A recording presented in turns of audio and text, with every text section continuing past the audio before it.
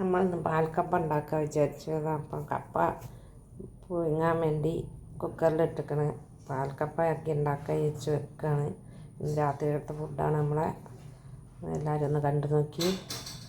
ഇതാ പൂള നല്ല കഴുകി വൃത്തിയൊക്കെ ആക്കി വെച്ചതാണ്.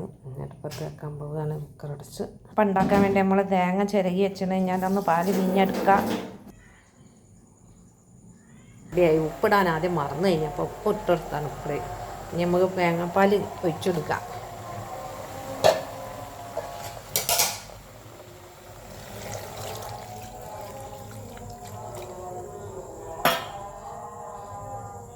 പൂള റെഡിയായി.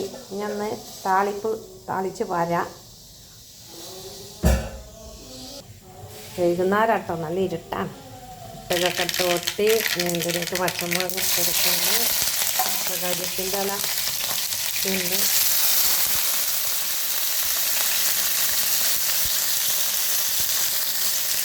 അതുപോലെ ഓണാക്കിയില്ലേ, ഞാനതാ താളിച്ച് ഒക്കെ റെഡിയായി. ബീഫ് കറിയുണ്ട്. കറി വെച്ച് നമുക്ക് കഴിക്കാം. കുമ്പളങ്ങയും ബീഫും കൂടെ കറി വെച്ചതാണ്. എല്ലാവരും സബ്സ്ക്രൈബും ലൈക്കും ഒക്കെ ചെയ്യണേ.